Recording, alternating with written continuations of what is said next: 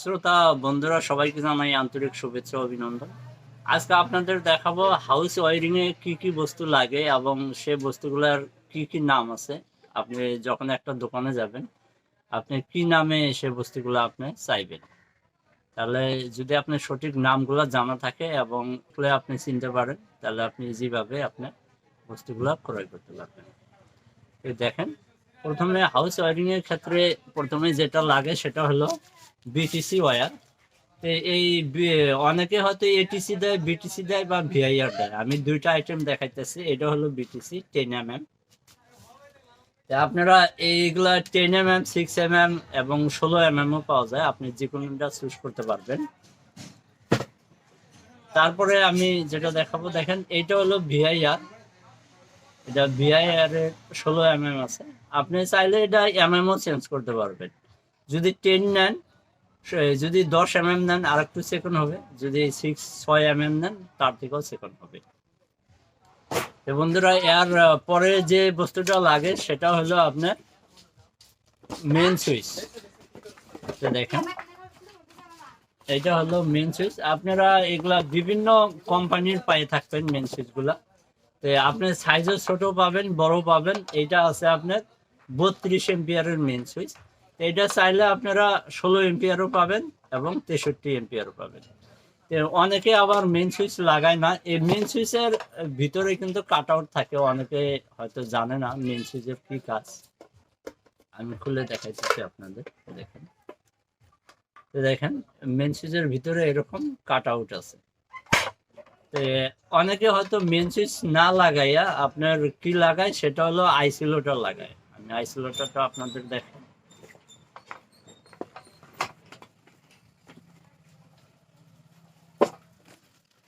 দেখেন, এটা হলো আইসোলেটর। এটাও আপনার বিভিন্ন লোডের পাওয়া যায়। আপনার 63 এম্পিয়ার পাওয়া যায়, আপনার 40 এম্পিয়ার পাওয়া যায়, তার থেকে উপরেও পাওয়া যায়। দেখেন, এটা আইসোলেটর। কিন্তু আইসোলেটর যদি আপনারা কিনেন, এর সাথে কি লাগবে, আপনার লাগবে আইসোলেটরের যে বক্সগুলো আছে, এমসিবি বক্স। এটা আপনার 2 ওয়ে 1 ওয়ে থেকে আপনার এটা কয়েকটা সিস্টেমেই পাওয়া যায়। এটা হলো 1 ওয়ে, এটা 2 ওয়ে, বা এটা 2 করতে পারবেন 4টা কাটে দিলে। এটা আপনার যেরকম 2 ওয়ে আছে, এটা আপনারা 4 ওয়ে করতে পারবেন। এর থেকে যদি আপনার আরো বড় লাগে, 6 ওয়ে বা 8 ওয়ে, সেই বস্তুগুলো আপনারা পাই যাবেন। তখন আপনার এটা ম্যাটেরিয়ালসের হবে, মেটালের। এটা যেরকম প্লাস্টিক বডি আছে, তখন আপনার লোহার বডিতে পাই যাবেন। বন্ধুরা, আইসোলেটর, তারপরে এইগুলো হলো এমসিবি। প্রত্যেকটা রুমে রুমে যদি আপনি এমসিবি দিয়ে দেন, সেটাও ভালো হয়। এটা সিঙ্গেল পুল হয়। আইসোলেটর যেরকম ডাবল পুলের হয়, এটা ডবল, এটা হয় সিঙ্গেল পুল। তো বন্ধুরা, তার পরে যে বস্তুটা আছে, চেঞ্জ ওভার গিয়ার সুইচ। দেখেন, এটাকে বলে চেঞ্জ ওভার গিয়ার সুইচ।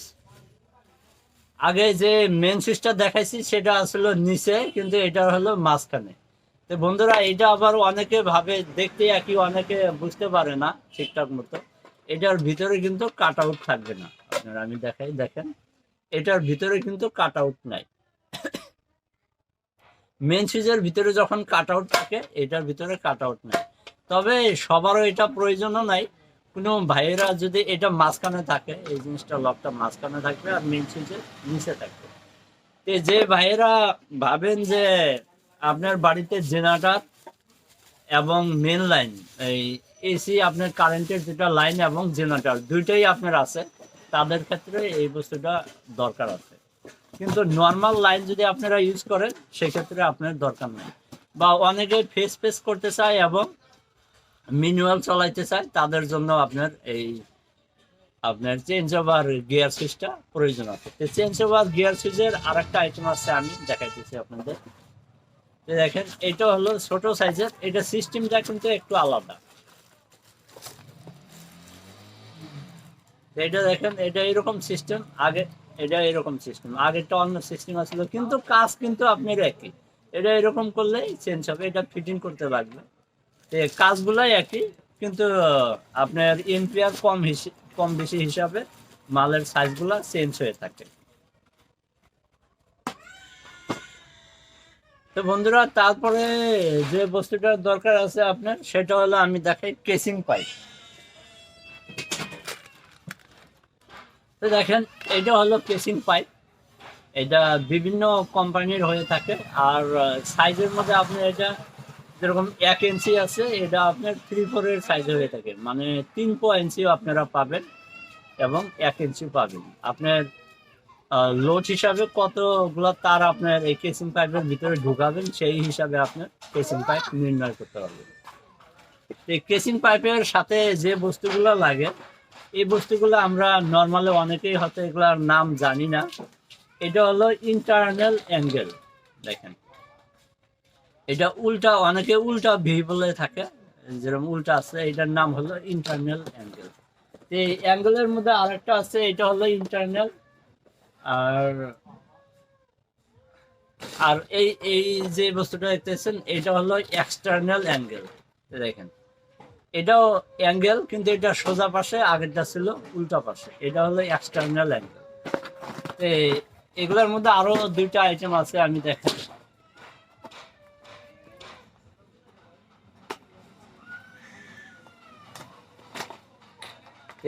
এটাকে টি বলে। দেখেন, এটার নাম হলো টি। এরপরে যেটা আছে,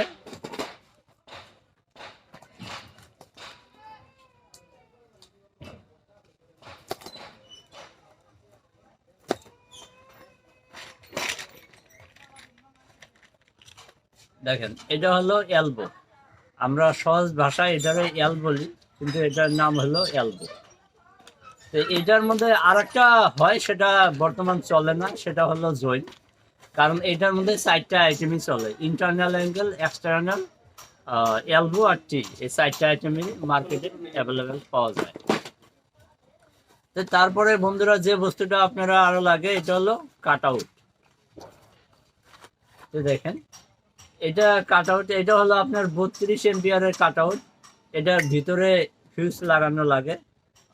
এটা যেটা নাম আছে, অনেকে হয়তো কিটকাট ফিউজ বলে, কিন্তু আমরা যেটা গ্রামাঞ্চলের যে ভাষাগুলো, আমরা এটাকে কাট আউট বলি আর কি। তো এইটা যদি আপনি যদি ইংলিশে সার্চ করতে চান, তাহলে কিটকাট ফিউজ হিসাবে আপনি সার্চ করলে আপনি গুগলে পাই যাবেন।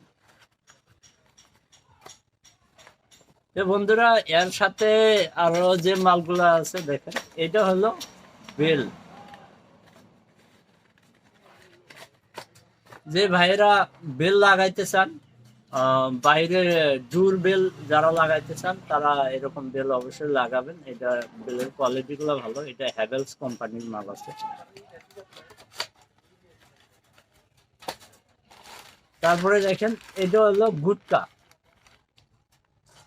এটা কোম্পানির নাম হিসেবে এটা গিট্টি, কিন্তু আমরা যেটা গ্রাম অঞ্চলের ভাষাতে আমরা এটাকে গুটকা বলি। গুটকা করলে আপনি যে কোনো দোকানদার আপনার দিয়ে দেবে গুটকা। এটার বিভিন্ন এর হয়। আপনার যেরকম সাইজের প্রয়োজন, আপনি সেরকম সাইজে নিতে পারবেন। এটা আছে আপনার 40 এর সাথে যেরকম আছে ওয়ারিং পিন।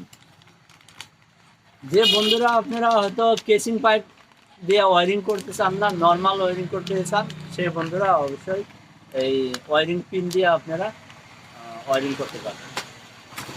বন্ধুরা, এটার নাম হয়তো কেসিং পিন।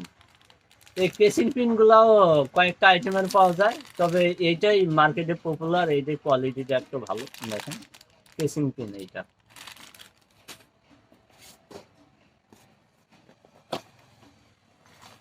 দেখেন, এটা হলো 2 পিন সকেট। এটা 2টা ফুটা আছে, এটা 2 পিন সকেট।